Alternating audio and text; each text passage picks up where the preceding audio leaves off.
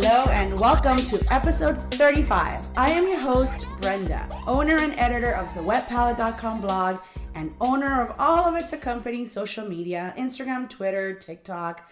Well, is that X now? It's no longer Twitter. I will forever say Twitter. YouTube and Facebook. If you aren't following on those, now you know. Please come and visit. Today's guest is attorney David Rosendorf, but we're not here to discuss law, thankfully. David owns the OG Miami food blog, Food for Thought. He is Frodnesor on all things social media. Also a co-founder of the Cobaya Miami Underground Supper Club and occasional food writer for publications around town. You don't do anything. All of which he does for fun and the love of food. And please do not call him an influencer. Welcome, David. Hello. Yay. Thank you so much for taking the time to stop in and chat with me. You're one of the very few Miami food bloggers left who reviews restaurants and who I admire so very much. I have always respected your opinion. I know it comes from an extensive knowledge of your travels, passion, and honesty since, like us, you pay for your meals and you're not in the business of collaborations and opinions for sale. We have so much to unpack today. Are you ready? Thank you for all that. That's very kind. Yes, I'm ready. Hopefully. Yes, okay. I was trying to remember when I first met you, and I think it was a Cobaya at Meat Market in Lincoln Road. That sounds right. And I looked it up, and that was August 2014. That also sounds right. Wow. I snagged a last-minute opening to that almost a decade ago. That was also one of our worst dinners ever. It was. I had a good time. It's fine. It was very hectic. It was very packed and hectic. It was pretty chaotic, and as I recall, it was also not terribly different from the restaurant's regular menu, Correct. which is the one and only thing that we tell everybody is do something different than This is your what chance. you get when you walk into the restaurant. Didn't happen. It really was like more things off the menu. But I had not been to the restaurant, so that was good for me.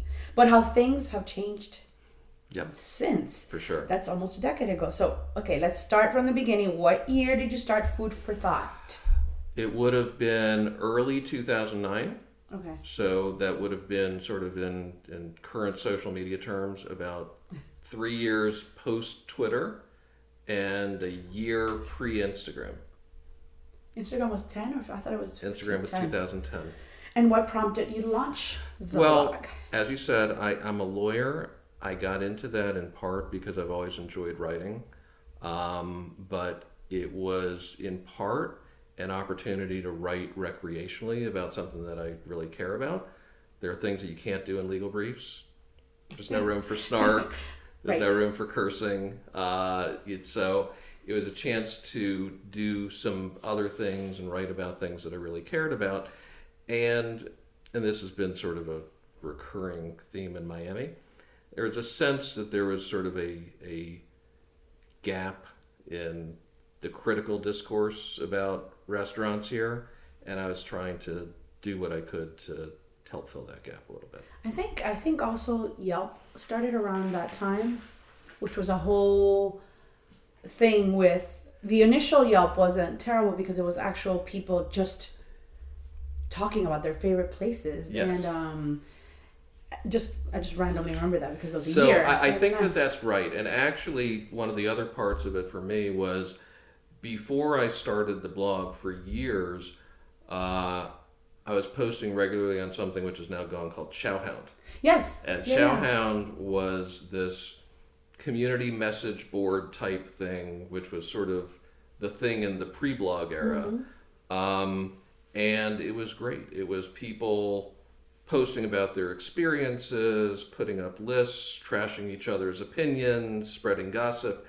Kind of like but now. It was kind of like now, but less to a lesser extent, I guess. Yes. And more of a conversation.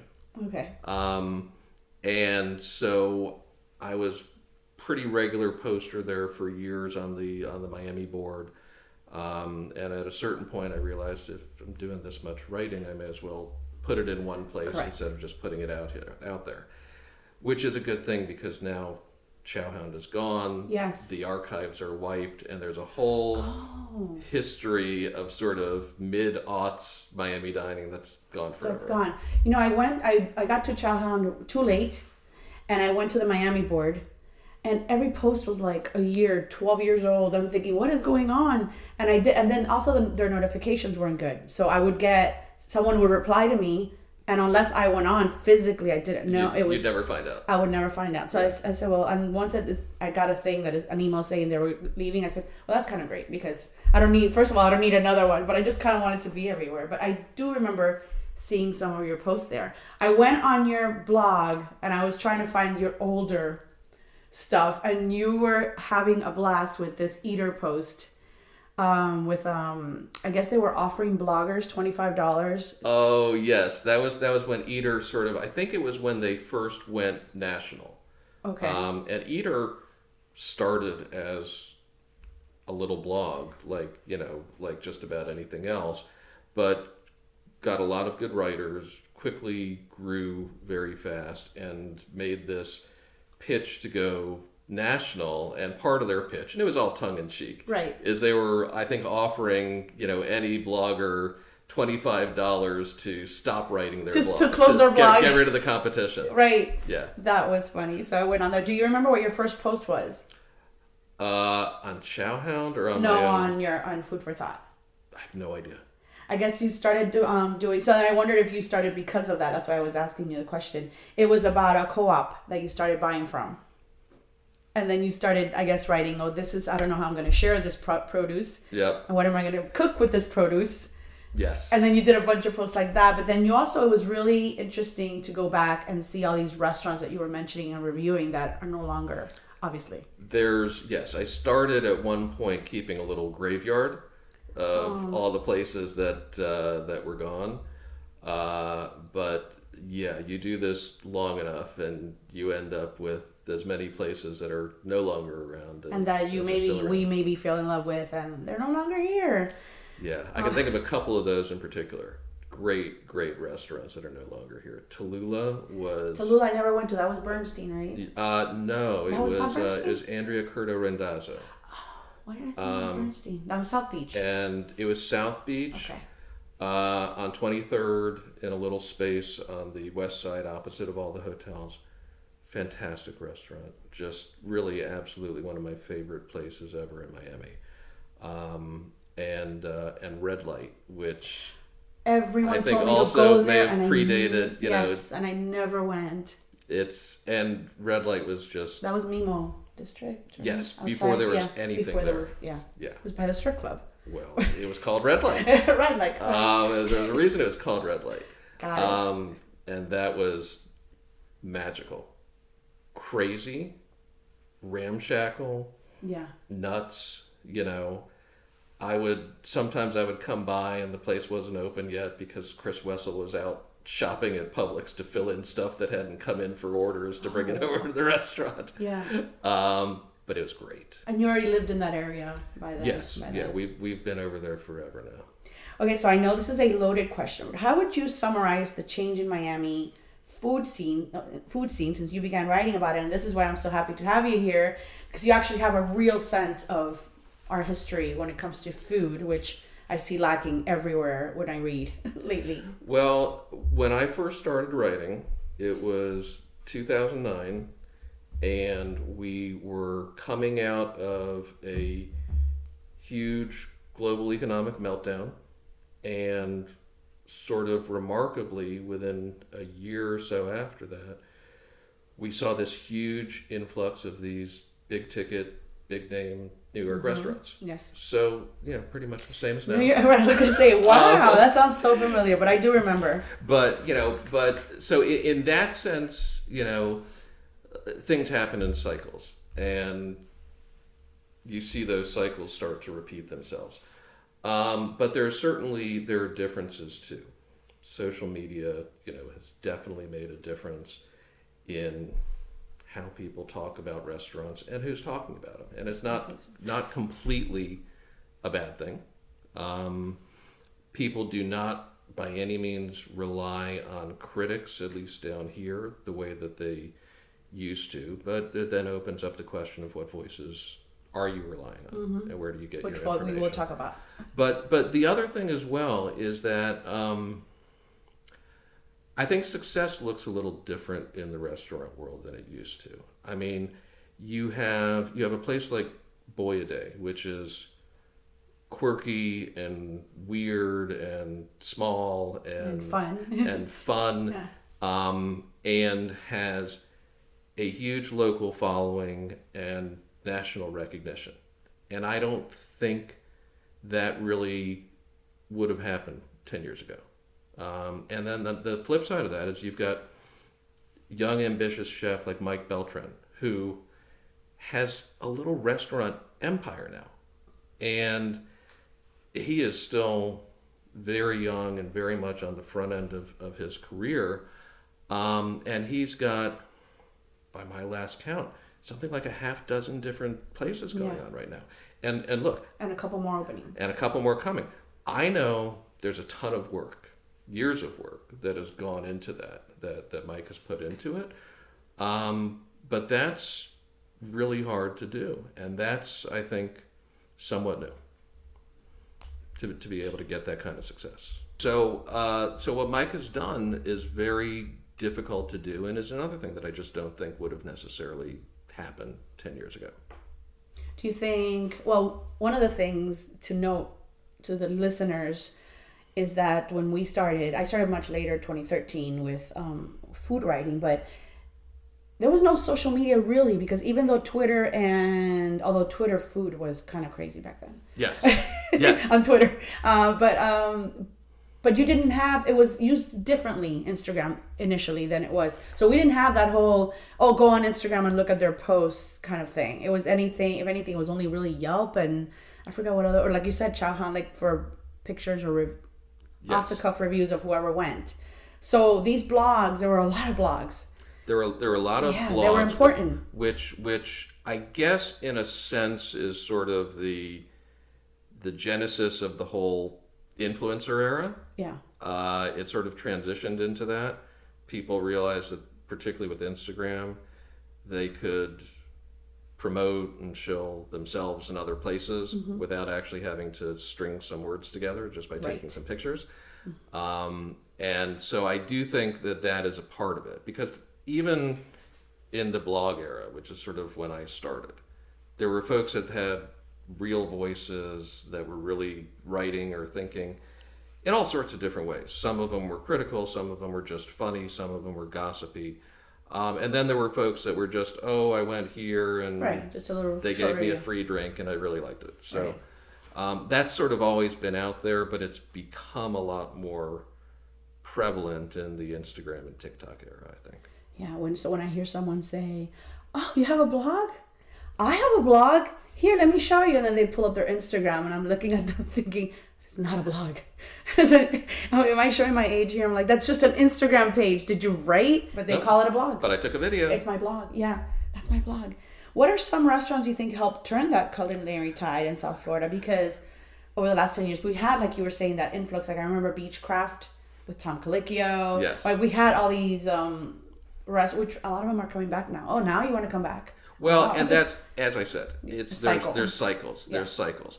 And there's always been this ebb and flow, particularly from New York, but other places as well, of whenever the economy looks like it is picking up here, that folks open up restaurants here, and some of them stick and most of them leave. Most of them. Yeah. I will say this, the quality of those places overall has gone up since 10 years ago. And I'm looking maybe a little bit further back to 15 years ago, before 2008, 2009. Back then, everyone would open a steakhouse. It was Gotham Steakhouse. It was a little bit after that, it was Bourbon Steak. It was Strip Steak. And so everybody would put their names on these places and leave. And leave. And they were all steakhouses. I do think you're right. I do think some are sticking around a little longer now. What I mean by that, not just come put their names and then they leave. They're actually coming every other month. I'm like, wow, you're back. Yes, and actually making an effort, and sometimes really making an effort to have a restaurant with a real idea or concept behind it. One of my favorites that unfortunately is no longer here was Upland. Upland, yes. Which Justin Smiley opened, which I thought was a beautiful place, really interesting food, a menu that actually changed every so often. But we're getting some more of that again. I mean, Code is maybe not the perfect example because right. it is a steakhouse, so that it's Korean I mean, steakhouse. it's a different steakhouse, and it is right? very similar to what they're doing in New York, but it is a very different place, and it's run exceptionally well.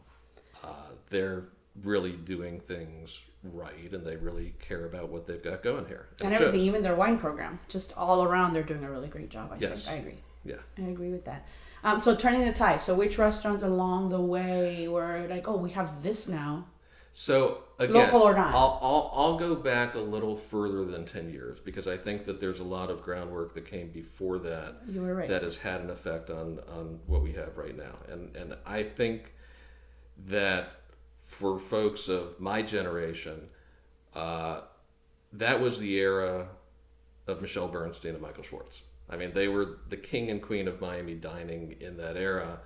But what they did, I think now, does not get quite as much credit as it ought to. Because when Michelle Bernstein opened Michi's, it was also a very quirky place. Mm-hmm. I mean, it looked like a Barbie dream house. Yeah.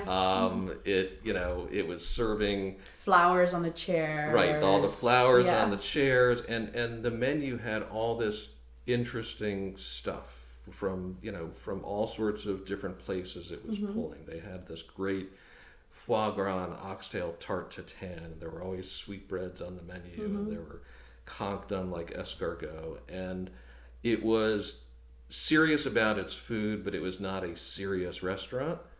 And I think that is a style that makes an awful lot of sense in Miami.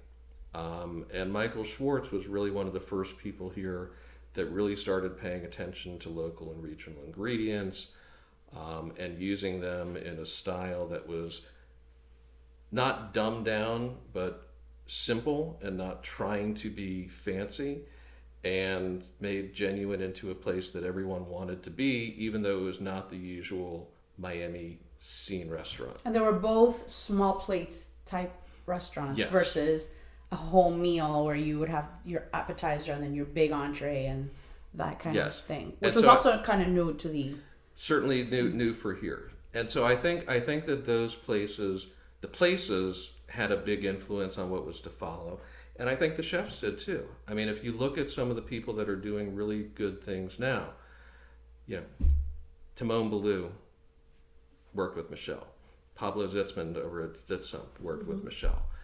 Niven Patel, was running Michael's Genuine as CDC for a long time. Michael Bertrand, I think his time at Cypress Room was formative in a lot of the things that he's doing now. That was a great spot. Such a great spot. Yeah. So I think that a lot of what we have seen over the past 10 years and what we're seeing now in the restaurant world traces its way back to those two in particular. And those kitchens. Yeah, Azul after. Mm-hmm. Yes. Was that was before? Azul was before. Before Azul Michi's. was before Michi's. Before Michi's. And Yes. many came from there as well. And that was fine dining. Even Larry and I went. Mm-hmm.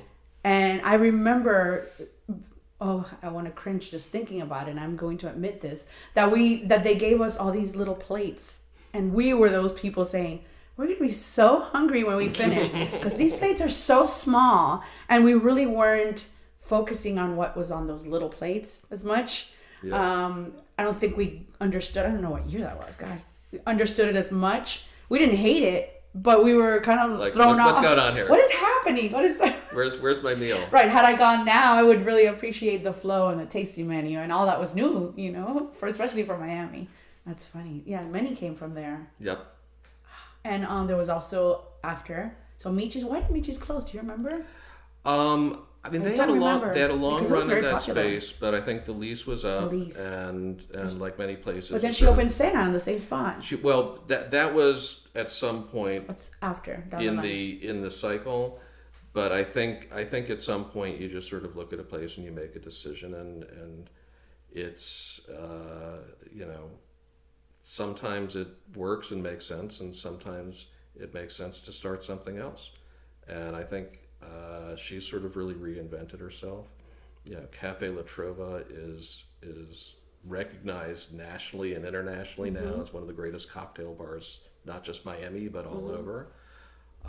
She's got new places over in Julia and Henry's now.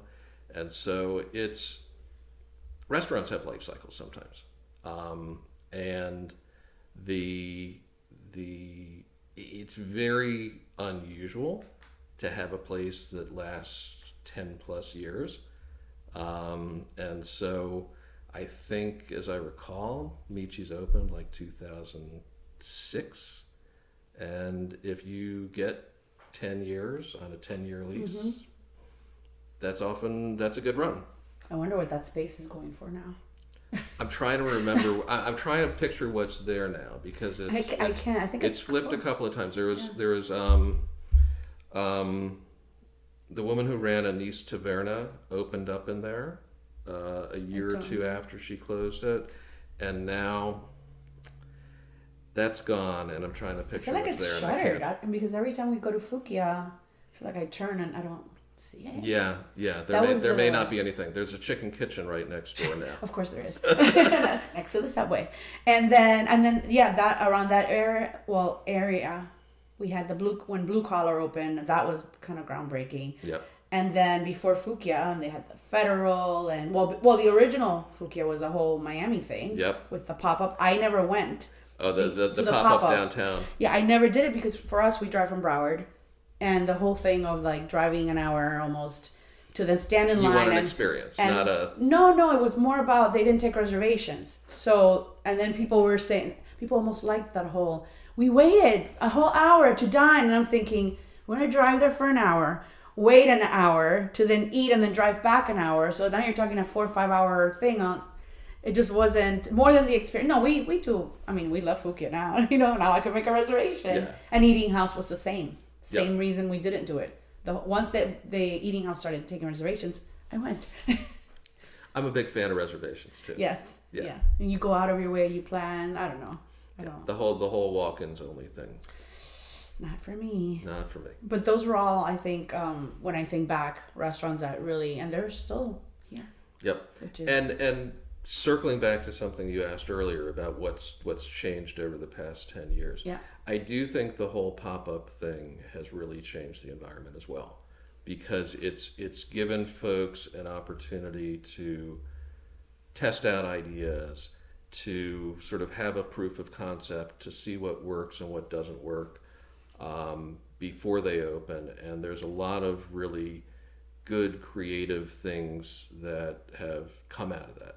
I mean, I still remember when I think Neiman was still working at Genuine and started doing pop-ups when Schwartz was doing these pop-up dinners at Harry's. And he would bring in a visiting chef or somebody local or somebody that was working for him to do pop-up menus. And I remember that Neiman did 1 or 2 of those before he left to go open Ghee. And those are great ways to try out your dishes, start finding your audience, and I really think that has been a big influence in what's happened in restaurants over the past decade, because you have places like Ghee that started out that way. You have stuff like Sunny Steakhouse, which I can't wait for them to come back. When are they coming back? Is going to be opening this winter. It's been over a year, I think, already closed. Yeah. Right? Because I think it was last spring. Last spring. Yeah.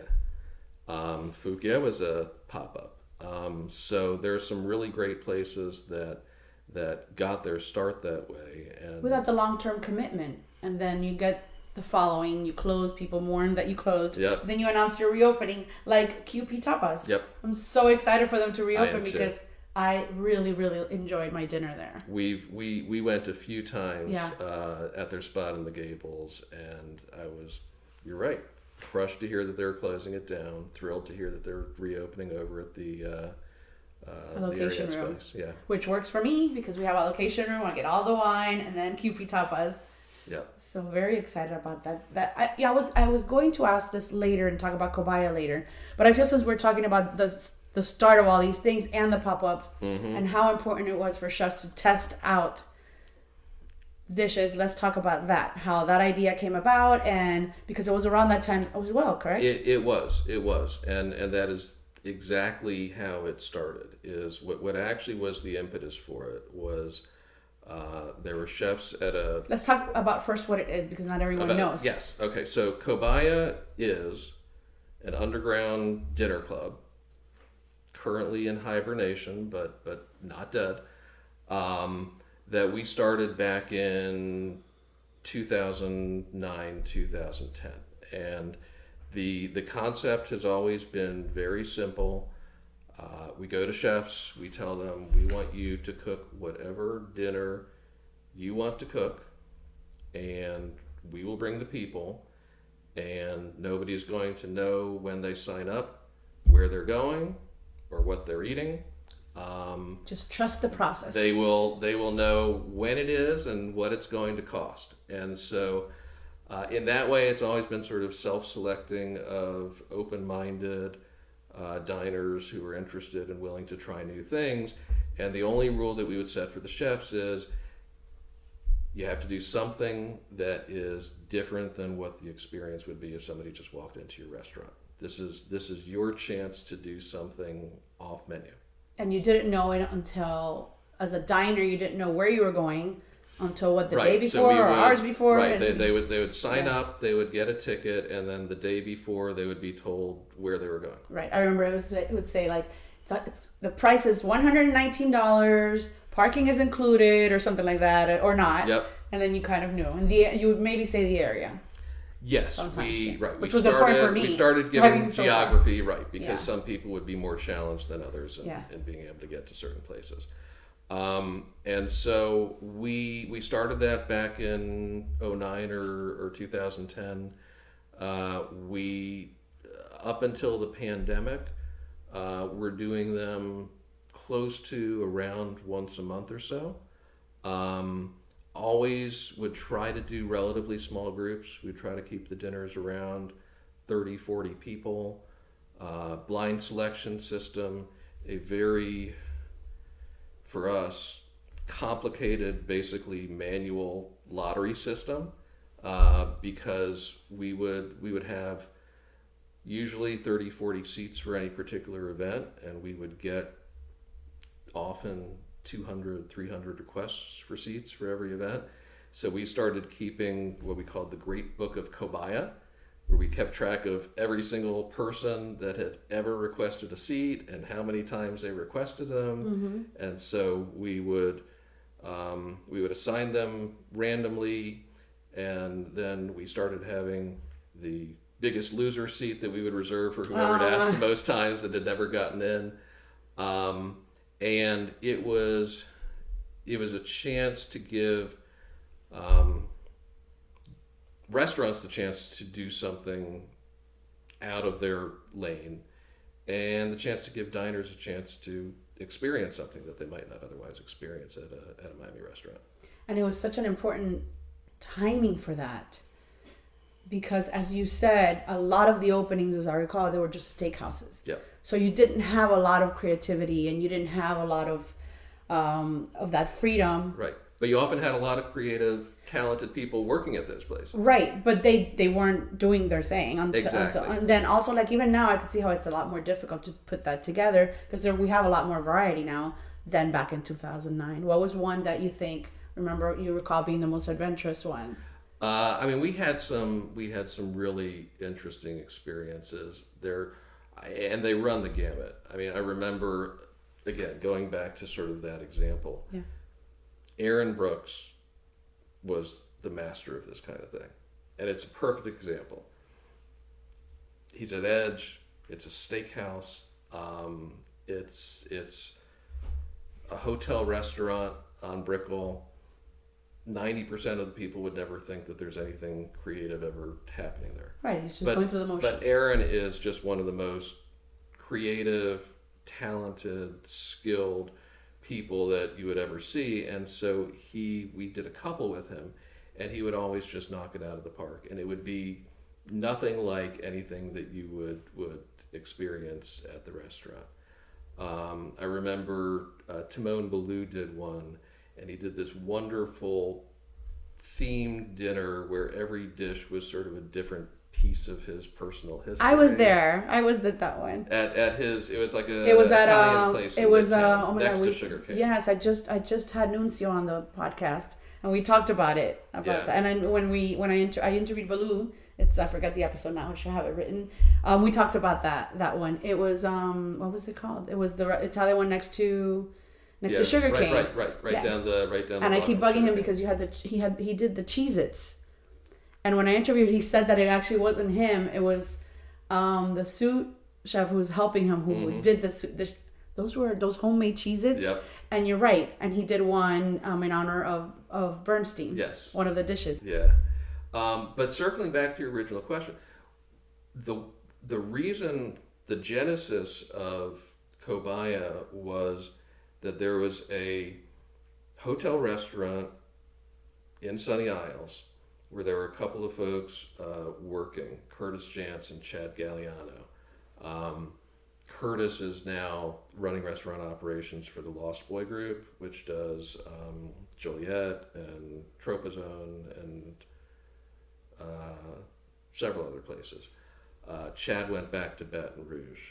He's a Louisiana boy. But they were very much into all of the cutting edge cooking stuff at the time. And I think we all sort of knew and found each other through Chowhound. And they reached out and they said, look, we want to sort of do some testing of stuff. Can you help put together a group of folks that would be interested in trying that? That's interesting, that when they start seeking you. And so, and they reached out to several other people. And so we had this sort of, test kitchen dinner that they did for like 10, 12 people, where they were just trying out stuff and wanted to have an audience for it. And a couple of us were talking in the valet line afterwards and talking about the whole underground dinner thing. We're saying, well, how come nobody's doing that in Miami? Mm-hmm. And we sort of looked at each other and said, well, let's do it. Why don't we do it?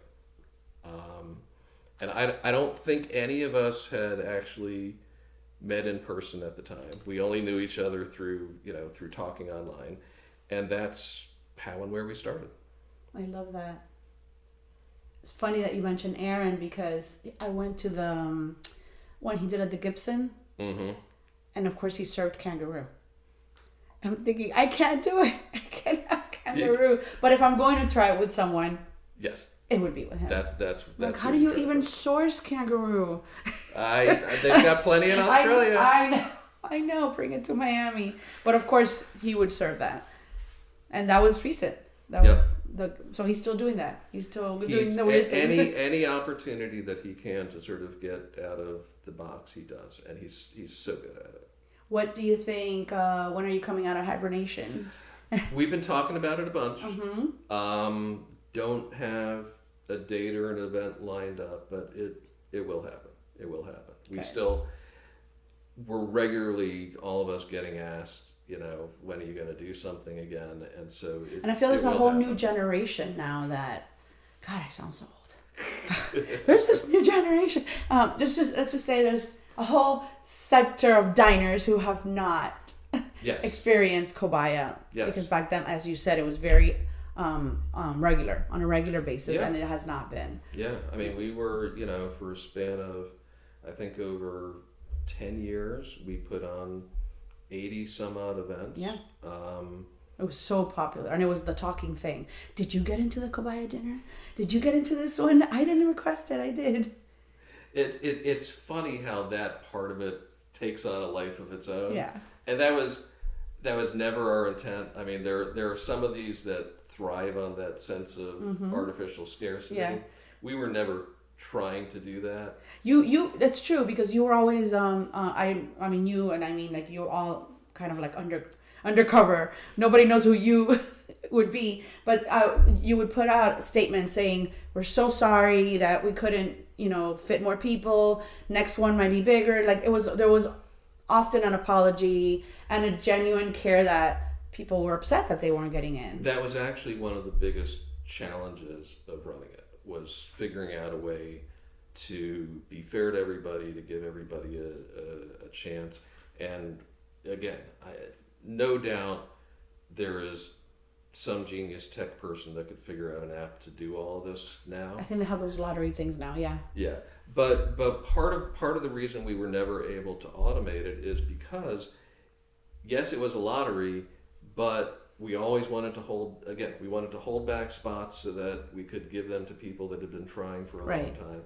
And so to do that, you needed to keep track of every little thing. And so we literally we call it the Great Book of Cobaya, and it is a spreadsheet with every single person that has ever asked and every request that they've ever made. Because we would get the folks that would say, oh, well, I've asked 10 times and I've never got in. Then you could cross-check and say, well, it's really been 3 times. Exactly. They were probably Cuban, exaggerating. I also did the one at 1826 with Danny Grant. Yes. God, I hate it when that restaurant closed. It was so good. Yeah. And he's rumored to come back, but I don't. Is that right? So when he left to... He's been killing it in Chicago. So that restaurant's supposed to open right next to Laurel. They're opening a Maple and Ash? So when that area, I forget what that whole area is called. So when Brasserie Laurel announced, not them, when that center, what's it called? World Center? World Center. So when World Center they announced several names of restaurants. So Brasserie Laurel was one, and then Maple and Ash. And then I spoke to him a little bit on Instagram, and he said he was. But I hear that there's been no movement as far as construction. So you know how it was announced, right? But then I'm also kind of like, I don't know if I want him to bring that here. I wanted him to do a concept like back when 1826. That was different. That wasn't open anywhere else. I don't want any more chains or franchises, Yeah. Although I haven't been, but my wife has been a couple of times. And she says it's great. To Maple and Ash and says it's wonderful. She loves it. Every time we go to Chicago, we mean to, and then we don't. But I mean, when he left, I really was sad about that because he was during one of those waves where I said, oh my gosh, we have all these great chefs, and then he leaves. Oh, I don't leave. But that was a great Cobaya dinner. It was a truffle themed. Yes. Of course. I love that one. That was great. How would you describe Miami dining to someone from out of town? Our current Miami dining. There's a lot of flash. Okay. But you have to mention the flash. Yes. But there's a lot of substance underneath the flesh too. I think, and look, it's like a lot of places. You have to look to find the places that really communicate something about South Florida, if that's what you want. I mean, right. If you want to come down here and go to a major food group restaurant that you could go to in New York or Las Vegas or Dallas or anywhere else, you can do that here. Are you going to get much of a feel for what the local community is really like? No. But there's plenty of places that will do that as well. You just have to look a little harder. You could do that, or you could go to a place like Ariette or Boy a Day and get a real sort of feel for the local community. So it's a matter of what you're looking for.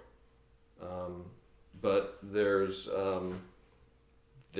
I think more opportunities to find that than there have been in a long time. How would you describe us besides the flash? I think, there's Miami is a very polyglot culture. There are people here from everywhere, but mostly Latin America. And there is produce here that is very similar to what you find in Latin America. And you have our upside down growing seasons where the only things growing in the summer are tropical fruits and everything actually comes out in winter.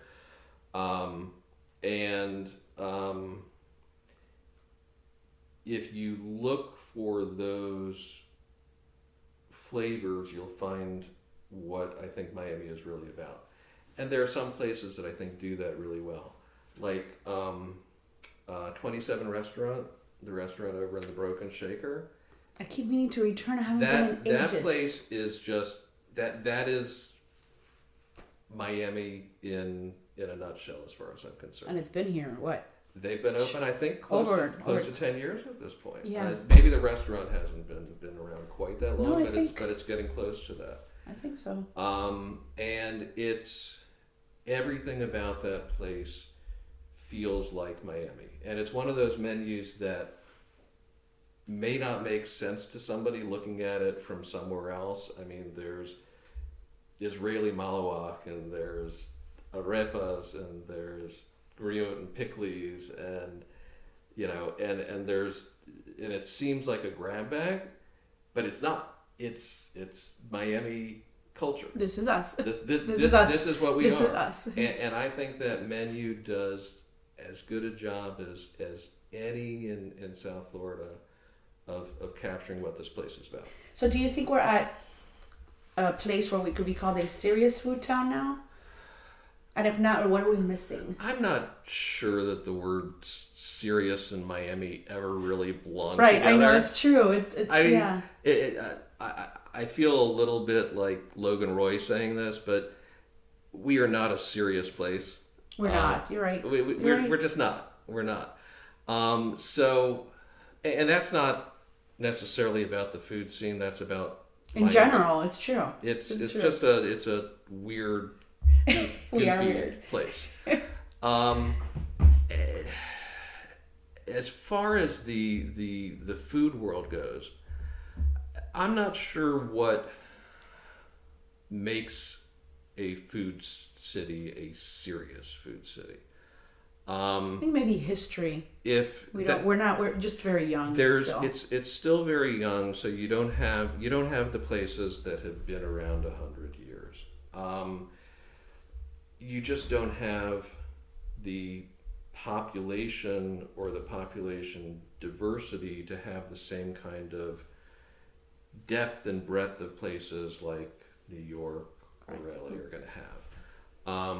You don't have the ingrained food culture that a city like Charleston has. We don't yet have the obsessiveness over ingredients as a place like Portland, choose either Oregon or Maine, has. So I don't know that that's really the comparison.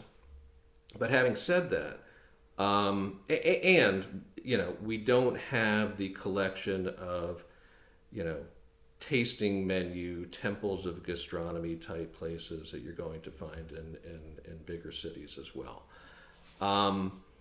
But I do think there's as many people taking the food that they put out on a plate seriously as there have ever been in Miami. I think you can eat better here now than just about any time that I've been here. And I think if you were to spend 2 weeks in South Florida, you could have an absolute banger of a meal every night that you're here, without going back and without having the same kind of meal twice. I agree. Plus, maybe we have that besides that we do have that exciting factor, but the newness of it, and I guess for us being here through all the changes, it's also exciting to witness because maybe we have that little more passion as a town, just in culinary, speaking in culinary terms, as far as like the chefs, the community, what they're building. So experiencing that, to me, I think it's exciting. Yes, and I do think part of that is one of the words that you use there, which is community. It's the places that really develop that are places where there are dialogues among the chefs and the diners and the suppliers and the restaurateurs, where everyone is working towards making that happen.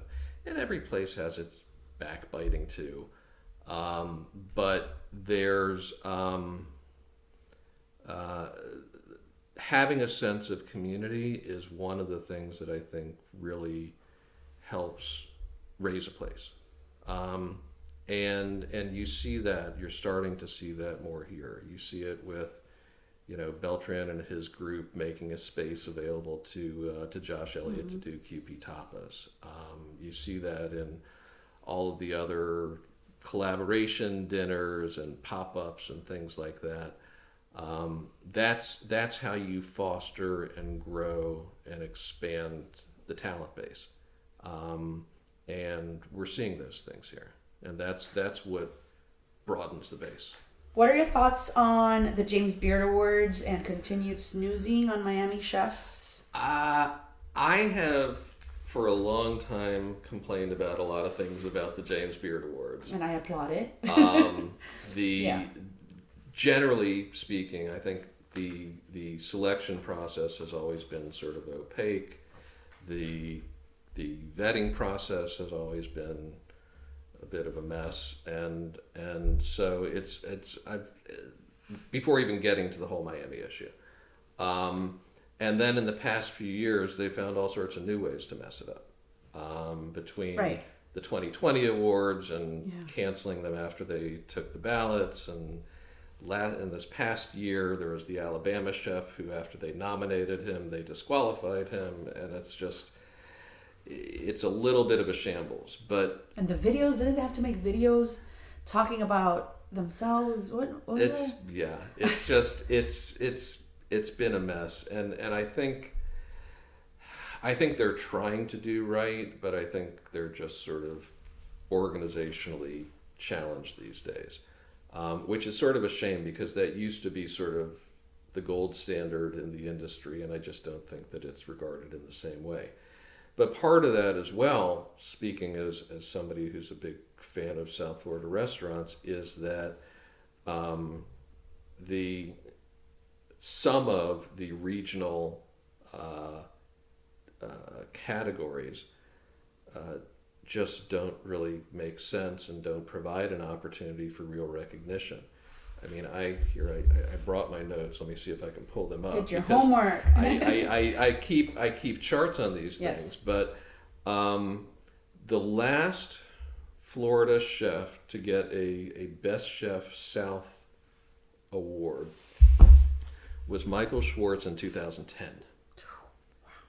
And in the 13 years since then, there have been only 3 Florida nominees, which in beard speak means finalists. Right. There was Zach Bell in 2011, who used to be at Cafe Balut up in Palm Beach. Right. Jeff McInnes, when he was at Yardbird, got one in 2013. Wow. Kilgore got one in 2018. That's it. Didn't Balut get one? I thought Balut got. He was a semi-finalist. Oh, that's right. Okay. So there's been several, right? So semi-finalist, nominee, and winner. Right. It's confusing the way they say. Yes. The tiers. Right. You'd think that nominee means something less, but nominee is finalist in beard speak. So there's 3 tiers. So there's semi-finalist, nominee, and winner, and there's only been 3 nominees in 13 years. I was going to say it feels like they're out of touch, and you just basically confirmed it. And the problem in the Best Chef South category is that the only people that win it, and most of the only people that get to that finalist level, are from New Orleans. Correct. Literally, in the years that they have done nominations, because 2020 and 2021 were weird for various reasons. They didn't do any in 21. In 20, I think they had them, and then they didn't pick winners. But over the course of those years, 2/3 of the finalists in the Best Chef South category have been from New Orleans. Correct. And all but, until the past couple of years, all but 2 of them of the winners were from New Orleans. And so you may as well just have a New Orleans category. Right. And if you really think New Orleans is that great, and look, New Orleans is a fantastic eating town, a lot of great chefs there, a lot of great restaurants, but is it that much better than not just Florida, but Puerto Rico and Alabama and 3 or 4 other states combined? So I don't know whether it's because of the nomination process or the balloting process that folks just aren't making their way to other places. But whatever it is, it doesn't really make sense. And it's not isolated to just the South category. Great Lakes has the same problem, that all the winners are from Chicago because Chicago is in that category. And if that's the case, do what you did for New York. You have a New York category, and then you have a regional category. Right. But I don't think it's an accurate reflection of the restaurant world in those places. And I don't think that it gives a chance to recognize the folks that are really doing good work. And I'm not as familiar with their process as I am like with Michelin's, but isn't it one of the one of the issues maybe that it's past winners doing the voting or the nominating, yes. And then also there's no not liability is not the word I'm looking for. There's no what's the word I'm looking for? Accountability of when you vote, proving that you dined, that you actually dined. That from what I was reading, there's a lot of that. It's a very opaque process, and yes, part of it is that the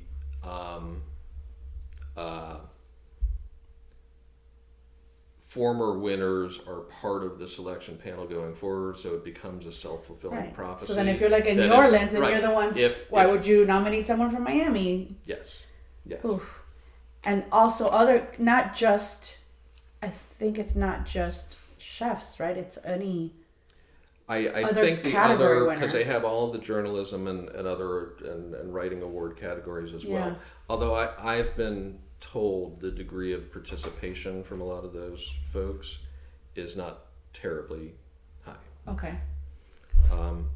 So I don't know what the causes of it are, but I do know what the results of it have been. That's what it points to me. And I know from having been to a lot of the restaurants that have gotten awarded, there are restaurants that are every bit as good, chefs that are doing every bit as good work here that have not been able to get nearly the same kind of recognition from the foundation. I mean, it's almost gotten to the point to me anyway, that when they say, oh, the nominations are coming, mark your calendars, November 3rd, I just keep scrolling. I don't even care. Because and if I'm disappointed, I can't imagine chefs who have maybe looked up to this or would have liked the recognition and definitely deserve the recognition, and to get slept over like that is, it drives me crazy. Do you think other people study these things like we do? No. No. And that's, look, at the end of the day, I do think that's part of the truth as well, is that for an overwhelming majority of the dining public, I don't know that they don't that much attention. They don't, because sometimes I jump into conversation with someone and I'll complain about something, and you know what they did? They nominated, and everyone's just looking at me like, is it good? I don't know. What are you talking about? Yeah. How do you feel about the Michelin Guide's Florida arrival, and do you agree with this current list? I have very mixed feelings about Michelin. I think, on one hand, I think that both chefs and diners really do appreciate and seek the recognition, and I think that, frankly, any recognition of the South Florida and Florida market that has that kind of global reach and reputation is a good thing for the dining world here.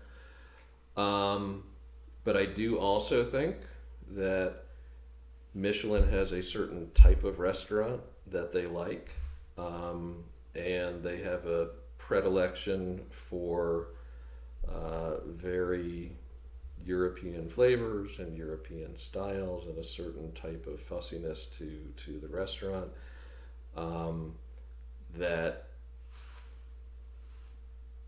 first of all, rewards a certain type of restaurant, and secondly leaves blind spots for all sorts of other types of restaurants that don't fit into that mold. It does. It feels like there's a big gap to me between the ones You have the 2 and 3 Yep. stars, and then the ones to me are kind of chaotic.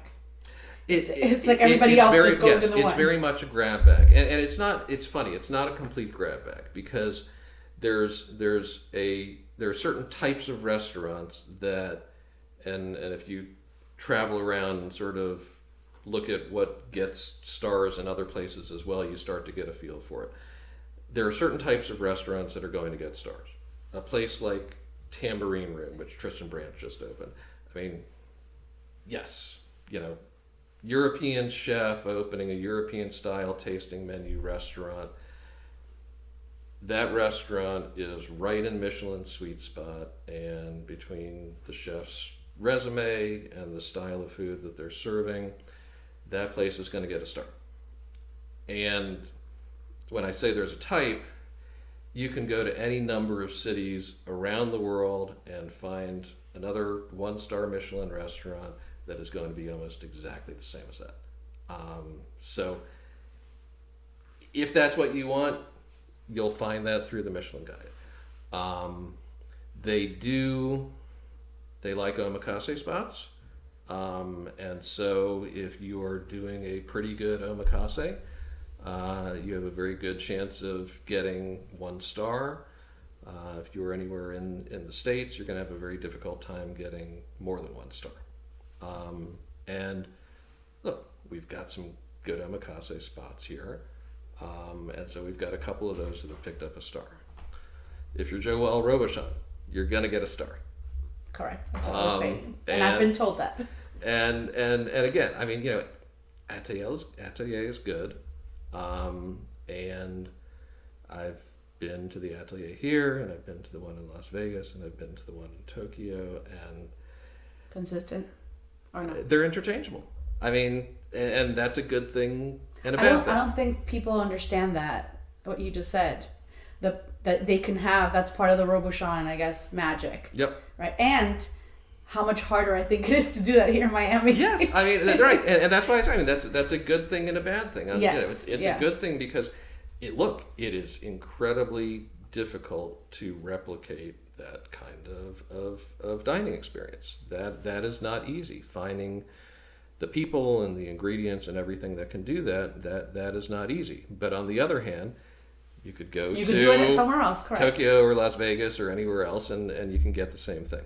So I think that what is more of a grab bag, and you're right, is the places that deviate from that style. And on the one hand, that's part of what drives sort of the Michelin traditionalist crazy, is because, well, how can that place be a 1-star restaurant and this place be a 1-star restaurant? I'm guilty of that, yeah. Guilty, but I get it. But I think in their own way, they are trying to expand their horizons, and that's a good thing. So a place like Boyade can get that recognition. But look, one of the incredibly challenging things about making sense of the guide is you'll look at that and you'll say, well, if that is a star, why isn't this a star? That's where it gets really complicated. Yeah, and I think that there are a couple of big holes in what they've done in Miami, and I think that those holes are largely attributable to the prism through which they view restaurants and what the expectation of what a restaurant ought to be. Do you think we have any 2s? No. And definitely not 3. Okay, no. I agree with you. No. I just wanted to know what you thought. No. I agree. No. Okay, and then any omissions or additions you'd like to see? There are 2 places that I think ought to be Michelin starred that either got bib gourmanded or not at all in the first and second Michelin visits. Guy and Idame are 2 restaurants that embody everything that Michelin claims to care about. Ingredient quality, I mean, much of what comes out of ghee comes out of Nevin's farm and comes from local suppliers. You cannot get any closer to the ground than that. There is no better quality seafood that is no better taken care of than what you'll get at Italy. So ingredient quality, cooking technique and skill. These places, for what they do it exceptionally well. Personality of the chef in the food. Again, there's no place in Miami where you will see that more fully realized than either of those restaurants. So I don't understand how either of those can get ignored. And they just got dropped from the bib as well. So I think now when he reopens, I think he knows that. I think now when he reopens as an omakase, he's going for sure now more what you were saying about Michelin. They definitely do, I think, whether they admit it or not. They prefer the French and the Japanese style counters for sure. Yes. So I think that's going to appeal more. I don't know if that outside dining area also just wasn't appealing to Michelin. Yes, and again, I think that all of that is a part of what they say is not part of their review process, but pretty self-evidently. But it is. I was just talking to someone who was complaining, and he's right. He was saying they talk about the personality of the chef, but the star doesn't go to the chef; it goes to the restaurant.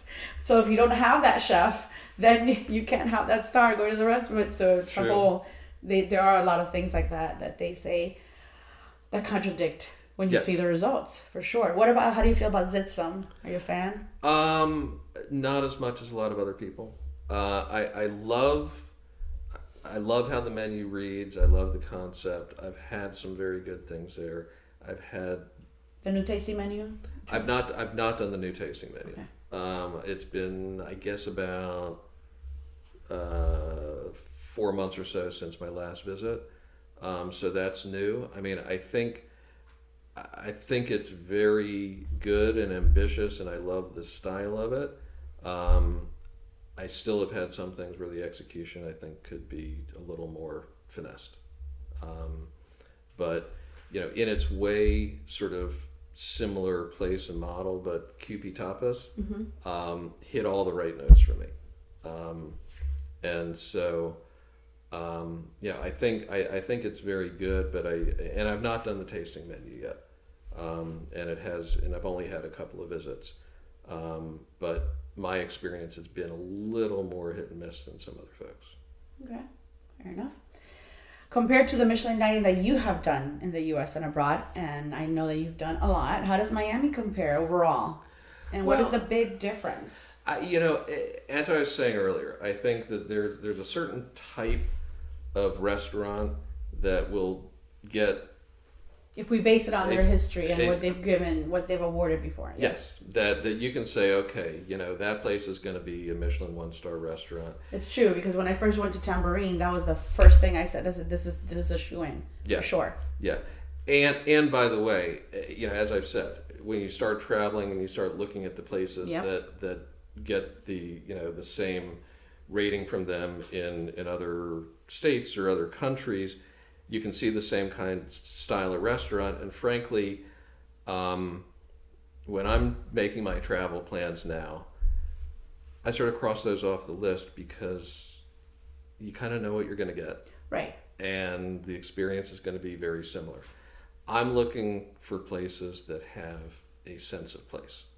And they are in the guide. I mean, they're not consistently ignored.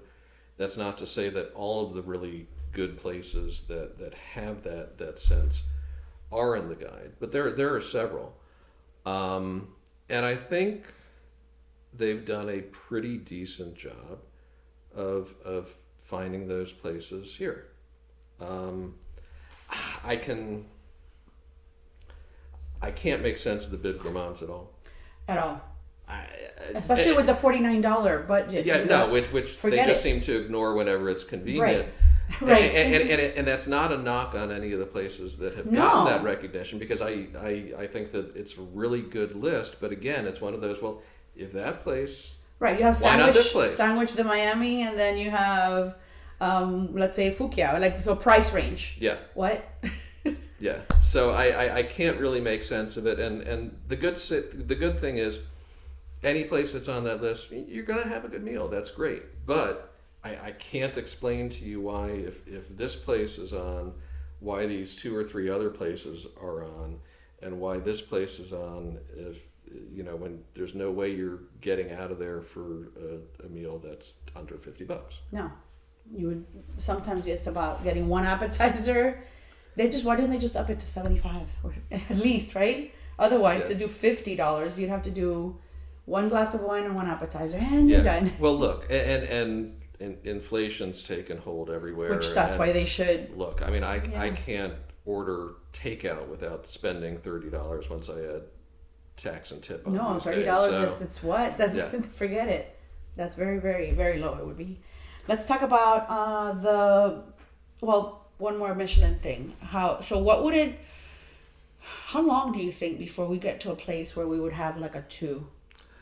Because I know they say service is a part of it, and we know the 2s and 3s are a whole different ball game, but I don't see it for a long time. How about you? I don't either. And look, part of that is going to depend on the chefs and the restaurants and how important it is to them.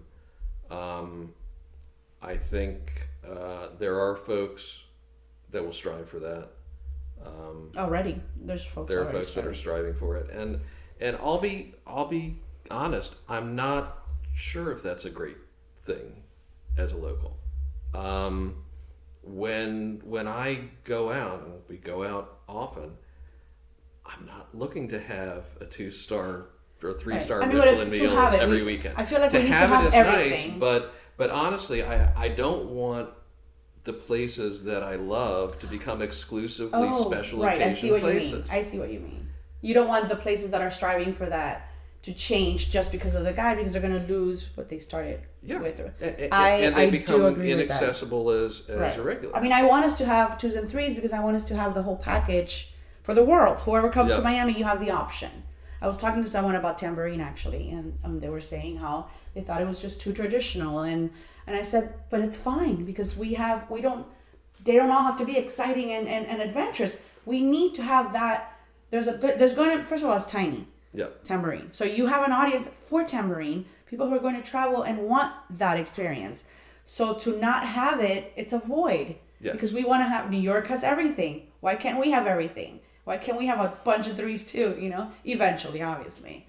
Yeah. And look, I think that's a big part of it, is that what I hope is the goal for the people that really have the talent and ability to do that. To not lose sight of. Is to have an opportunity and an outlet and a market for everything. I mean, you look at, like in New York, the folks who run Atomics and Attaboy and, and they've sort of really expanded their footprint. I wouldn't be opposed to Atomics Miami.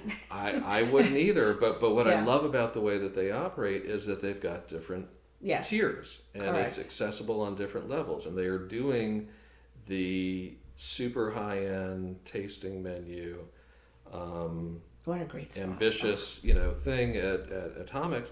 You can also go to Attaboy and get this basic package, sort of 3 or 4 course meal, which is $60-$75 the last time that I went, and it's a phenomenal meal, and it's not a huge commitment. And so what I worry about in the quest for stars is that you lose sight of having a restaurant that is accessible to regulars. Yeah. That's happening already without the Michelin guide, just price alone. Yeah. Every weekend we go out, and I don't know if you heard what you said. You heard the last episode. Yeah. Larry was complaining about just how over we are, everything. Yeah. And look, everything's become more expensive. That's a reality. Is inflation has made everything more expensive, and product has become more expensive, and staff has become more expensive, and rents have become more expensive if you're opening a new place. So I get that prices are going to go up, but particularly some of the new omakase venues. Correct. I just, I'm not going until somebody takes me. Yeah. No, even we've stopped going. And there's so many I want to go back and try, but then I look at it and it starts at 300. Yep. So that's why I was joking. I said, I don't do collaboration dinners, but maybe I'll consider doing omakase. Invite me. I'm sure I'll like it. Because at this point, am I going to go try it on my own for how much am I going to end up spending there? At least $1,000 with wine. It's a huge, crazy commitment for a lot of these places that I don't necessarily see the resumes or experience. All right. To justify it. To justify it. I agree. Okay, let's change topics. Talk about the state of Miami food media, the influencer trend, lack of honest reviews, and press release type reporting. So many things that are in place, as we mentioned, that were not around when we started our blogs. What are your overall feelings on this? I think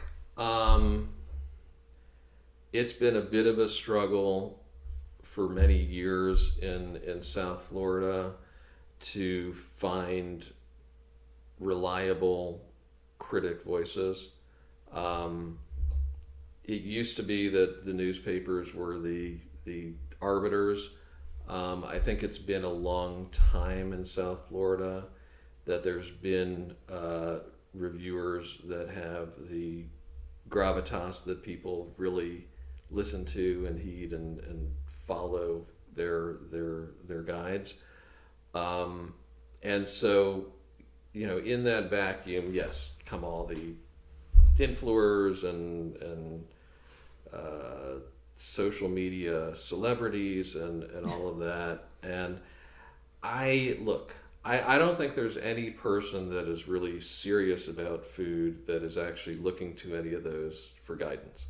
I think that the people that follow those are looking for an experience, are looking for a place that is fashionable or social or whatever, are looking for the picture to put in their Instagram feed. Sure.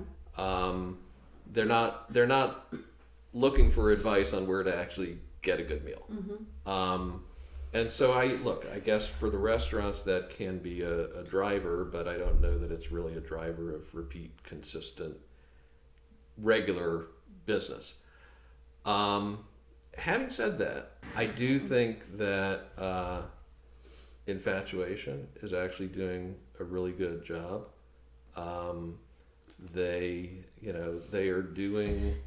They're short, but they're doing real reviews. I agree with you. I was just telling someone, I was like, when we have to say that Infatuation is actually leading these reviews, but they're doing good work. I mean, look, they're honest. I agree. They're not of the influencer mold. They're not just reading press releases and regurgitating them. Correct. They are critical. Mm-hmm. when appropriate. They're not just cheerleaders. Mm. And they're doing coverage that is beyond just the places that are already getting all the attention. So I agree. They're doing all those things right as far as I'm concerned. And I certainly don't agree with everything, but there's never a critic that I agree with everything that they have to say. Same. But I do appreciate the work that they're doing. And I don't think that there's been anything similar here for a long time. I agree.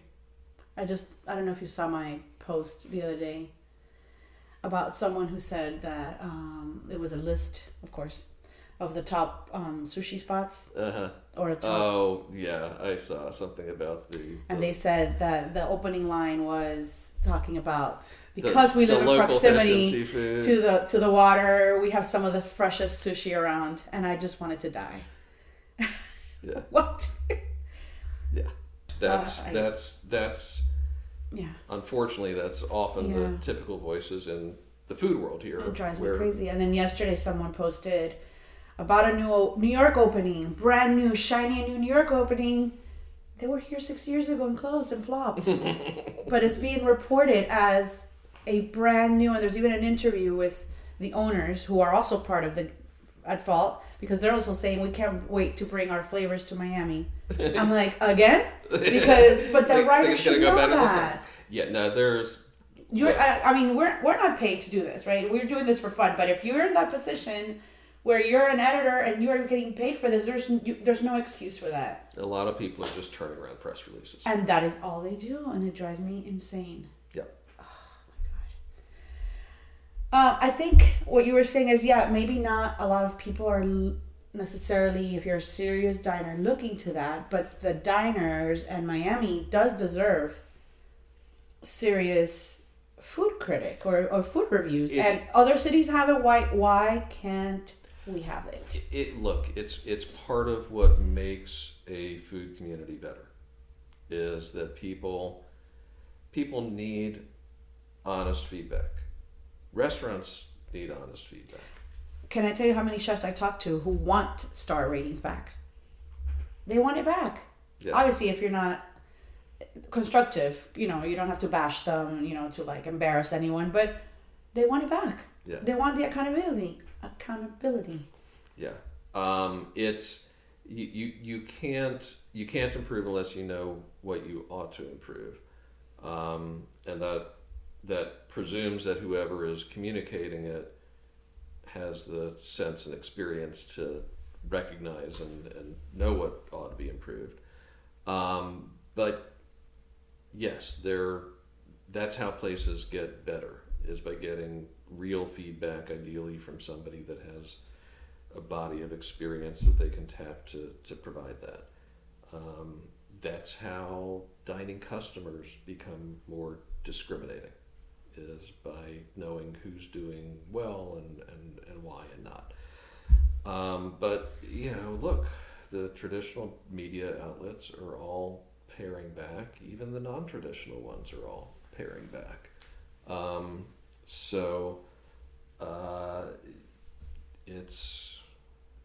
It's challenging to find that, and what I do is you look for the voices that you trust. What are some of your favorite go-to spots in town for casual, special occasions, and fine dining?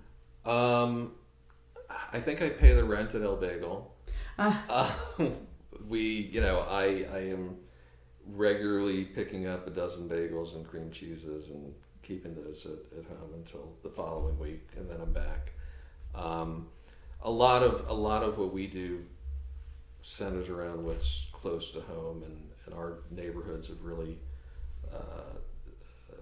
grown a little bit recently. We've got a lot of good options. Wabi Sabi sushi. Every time I see you posting, you're posting right Wabi around Sabi. the corner for me. And again, going back to like the whole price inflation thing,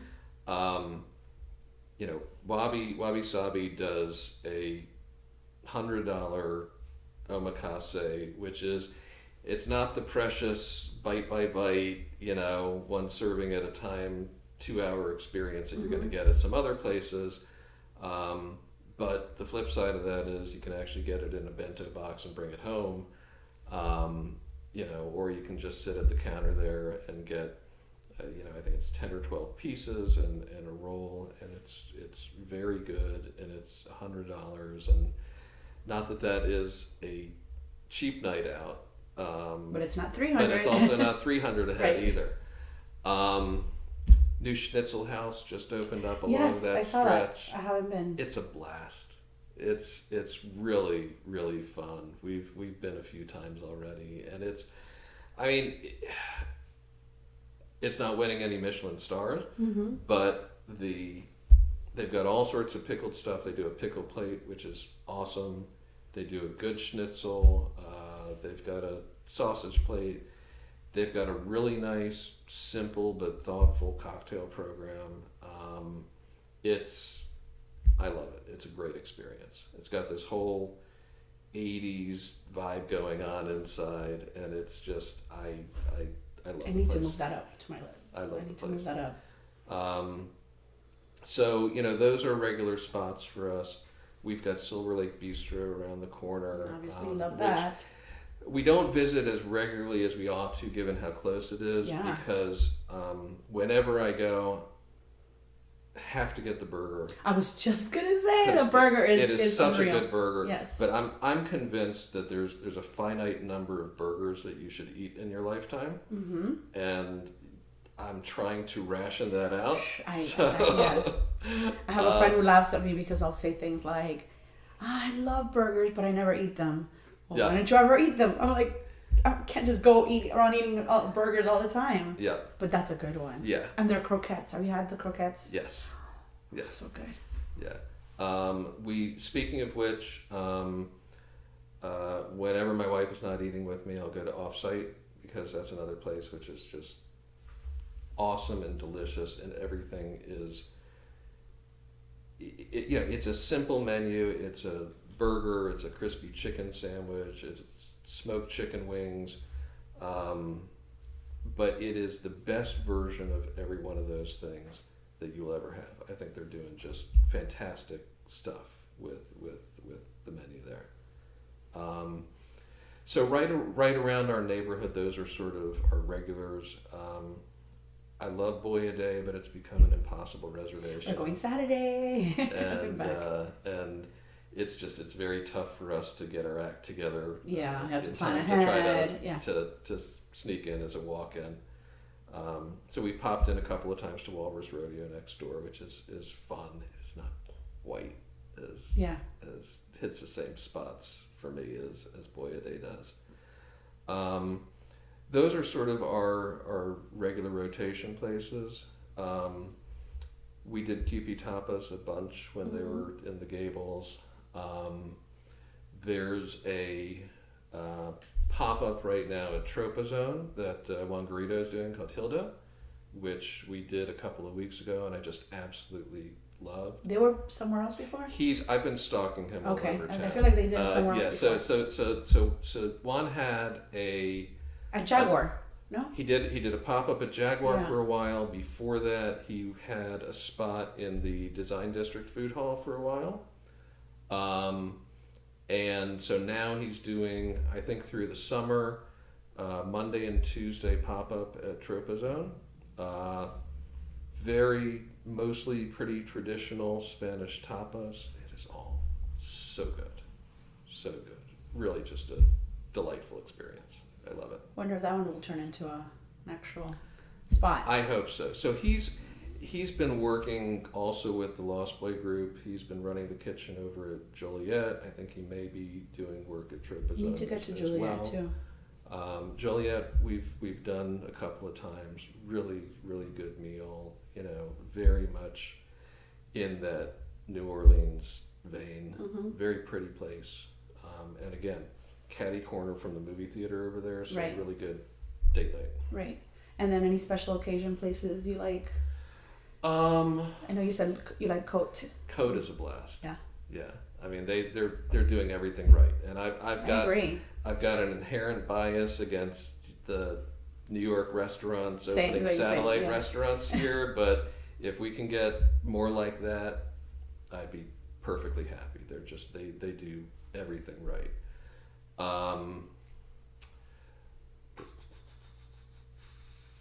Had a really nice meal at Shingo. I still haven't been. When Shingo Akakuni opened in the Gables. He's another one that I've sort of been stalking around town for a little while since he was at the Den. But that was a really, really nice experience. Of the sort of high-end omakases, I've not done all of them. There are several that I'm just, having difficulty swallowing the price point. Yeah. I think Shingo's still lower right now, right? He's still doing 180 right now. 180. I thought it was 219. Yeah. Okay. He may have increased it, but when I went, it was 180. But Shingo and I need to move that. We had it and we had to cancel it I forgot why. Hiyakawa have been my favorites in that group. Okay. So far. The omakase there? Yeah. Okay. Yeah, I've not done the regular menu at Hiyakawa, but the omakase was I did my thing with I did it on back to Wabi Sabi. And what happened was I did I loved the wabi sabi experience, especially at the price point. It was so easy and it was great. And then I went. They told us about Hayakawa. We go, and remember, we photograph our food. So I basically had the same exact menu with maybe 4 additions, maybe 4 additional little courses. But now I paid, I forgot. Twice as much, probably. Pretty much. So when I reviewed it, I said I basically paid for that wood, Yes, the wood sculpture over the bar. I'll rather just go to wabi sabi. At the time, it was exactly. And the truth is, that's what I do 9 times out of 10. Right. I could have done a post where I put side by side each course, because it was also the same chef at the time. Exactly the same ethnic area. Yep. So I was like, why would I come back here when I could just go to wabi sabi? I haven't been back since that experience. I don't know how they have. I know there's been a lot of staff changes and management and everything, so it's different now. And they've sort of got a group of folks that they are rotating around their places, because they've got wabi sabi, they've got Hayakawa, they opened Midori and Coconut Grove. I saw that little one, yeah. They're opening another spot, Ogawa in Little following River. that one. And That one looks nicer, right? Yeah, that should be nice, and that'll be close to home for me as well.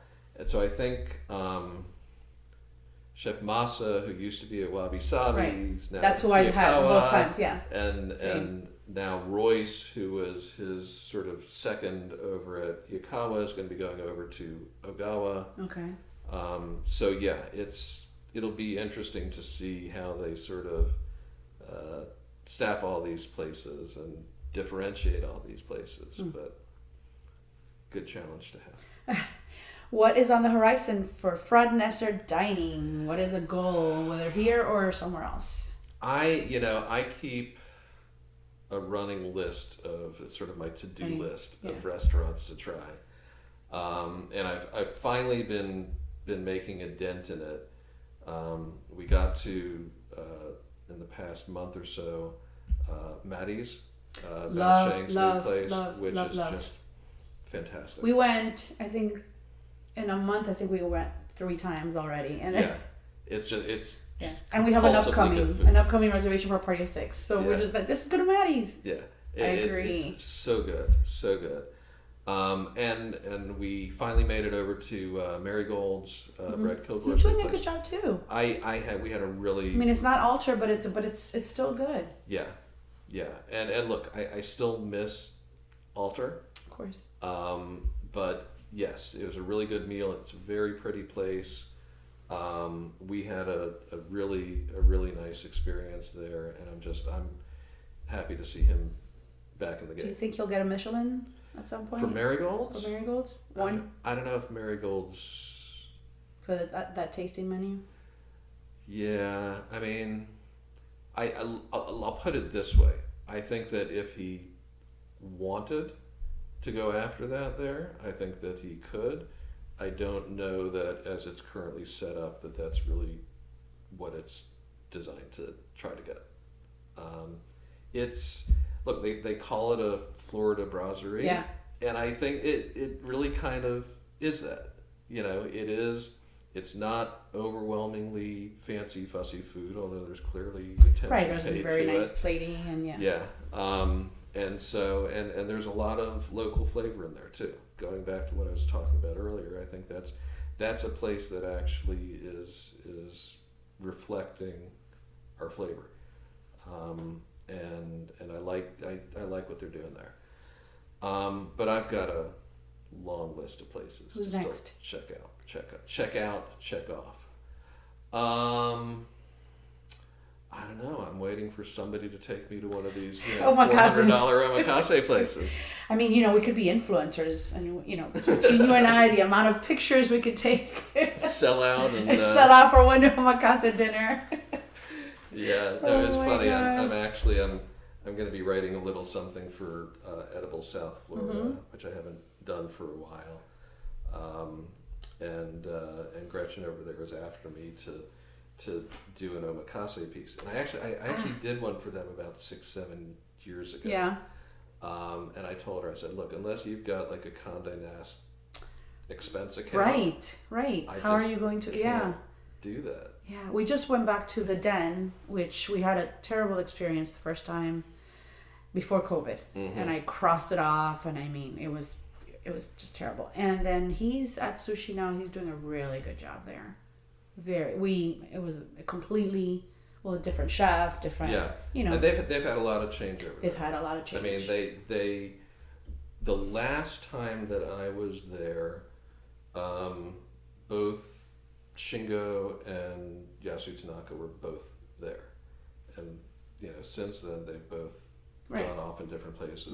Speaking of relative bargains, by the way, the little omakase that Yasu does over at the Design District, that's a fantastic lunch, and for what is it? I think $60 or something that he charges for that.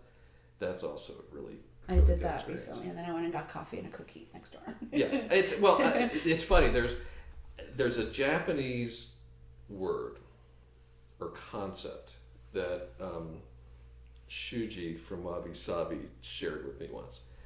That the idea is you should feel 80% full, and. Well, I didn't say it because I wasn't full. I just just because you wanted the coffee. I mean, no, just because, meaning it was a market, so that was my beautiful lunch. I rounded it out. I did think its pieces were very small. It's a little small. It is a thing. It's a little small, but they're great quality. Shuji once told me there's this concept that you should be 80% full, and that's enough. And I said to him, that's why I look like this, and you look like that. Yeah, no, I although that was one of my big critiques when I went. Because it was so good quality-wise, but I did think it was small. It looked bigger because, of course, I photograph everything very, very close up. So the portions looked, but it was smaller than usual. That said, but it ended up being with tip and everything almost $75. So I'm thinking, okay, just spent $75 on this, but it was. I agree with you. Quality was amazing, and I just randomly said about the coffee because that's my move when I go there. I'll go to one of the stalls regardless of which one, and then I go get I don't know, the vegan place is not there anymore, I think. I still love getting the slice of cake there and then the coffee. Yep. Just around $100, ends up being $100 lunch. That is a really great spot. Have you done omakai? I mean, it's not the same quality, but it's good in a pinch. No. Of all those fast omakase kind of concepts, I like them a lot. Yeah. The other place that I think, at a relatively lower price point that does it pretty well is Mr. Omakase downtown. I haven't done that one yet. It's good. It's good. I mean, it's not knock your socks off good, right. but it's pretty good, and they've got a few different price points. Okay. It's one of those that has been on my list, but I haven't made it. I think it's one of those that starts. Maybe the times are weird. It's like a 7 or like a 9, Yeah, because everyone is trying to get 2 seatings in. Right, so, but I think they one do that's more. a little too early, or they might be trying to squeeze 3. I feel like it was just too. It just hasn't worked out for us. On a Friday to get there by 6 is not going to happen. Yeah. But then also on a Friday to get there by 9 is not going to happen. Not going to happen. And then there's the fun the sushi by scratch, which is obviously not traditional. Yeah. But it's fun. It's fun. And some of the pieces are really delicious. Yeah. Like the we did that. I don't think that they're still in the stirrup house space. No, they're in at the allocation room. Okay. They're behind. Yeah. They're hiding behind there. And we had a few good bites in there, but now the prices are going up. And, Same. We went when it started, the price, and then now, again, like everybody else. Yep. Well, David, thank you so much for sharing your perspective and passion for Miami food. It's been a lot of fun. Is there anything I'm missing that you would like to add for listeners? Well, I mean, I could go on forever. I know. But, that's why I said let's put a time here because otherwise you'll never get to work. No, thank you for doing this. Thank you for what you do. It's been a lot of fun. Thank you. Well, it has been wonderful chatting with you. That is it for today. Thank you for listening. A reminder, you better go on Apple and Spotify and rate the podcast or else. Okay, I'm just kidding, but I keep saying that. Please do it. It takes a second. It's free and helps so much. All right, that is it. Until next time, ciao.